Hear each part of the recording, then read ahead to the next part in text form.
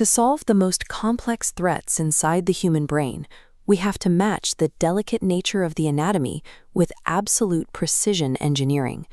It begins with a microscopic weakness in an arterial wall. As the constant rhythm of blood pressure bears down on that compromised tissue, it pushes outward, inflating into a fragile balloon known as a cerebral aneurysm. If that thin wall stretches too far, it tears. The resulting rupture releases a massive hemorrhage directly into the brain cavity, creating an immediate, life-threatening emergency. Static pressure is only part of the problem. Inside the sac, the normal, straight lines of laminar blood flow break down into a chaotic, swirling vortex. This turbulent fluid acts like a mechanical wedge, constantly beating against the compromised walls. That specific hemodynamic loop, a structural defect compounded by trapped aggressive fluid dynamics, turns a tiny biological flaw into an active, escalating danger. Complicating matters, these defects do not form in a single shape.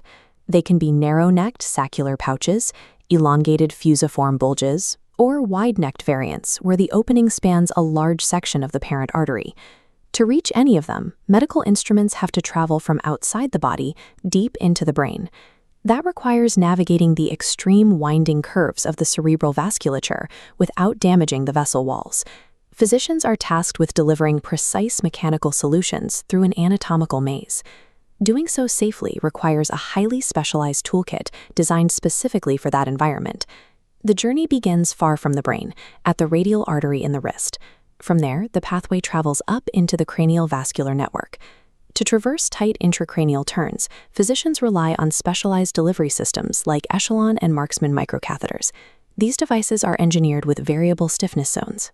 They remain rigid at the base to give the physician cushioning power, but gradually transition to a highly flexible, soft tip that can track through delicate curves without catching.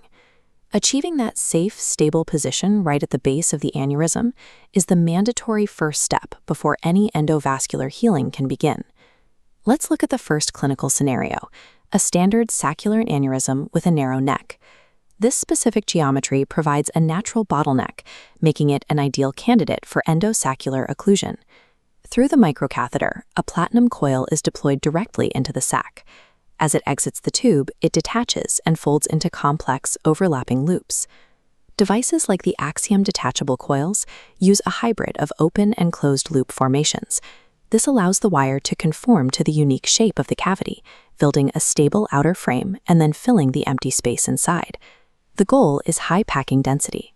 By filling the pouch with tightly packed metal, the coils create a physical barrier that stops fresh blood from rushing in. When that chaotic blood flow stagnates, the blood remaining inside the sac clots. This induced thrombus formation neutralizes the threat of rupture.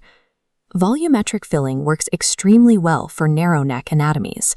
However, if the geometry lacks a bottleneck to hold those coils in place, they would simply fall back out into the bloodstream. That brings us to the second clinical scenario, wide neck or giant aneurysms. Because the opening is too large, traditional coiling is often physically impossible.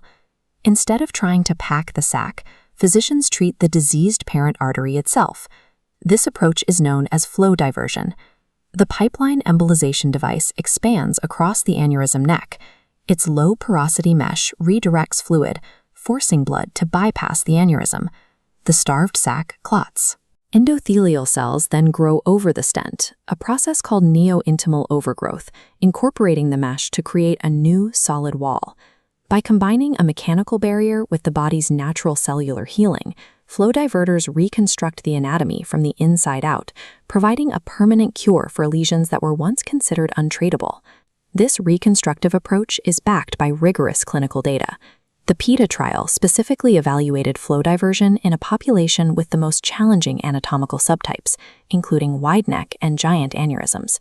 At the 6-month follow-up, pipeline reconstruction eliciting a 93% complete angiographic occlusion rate.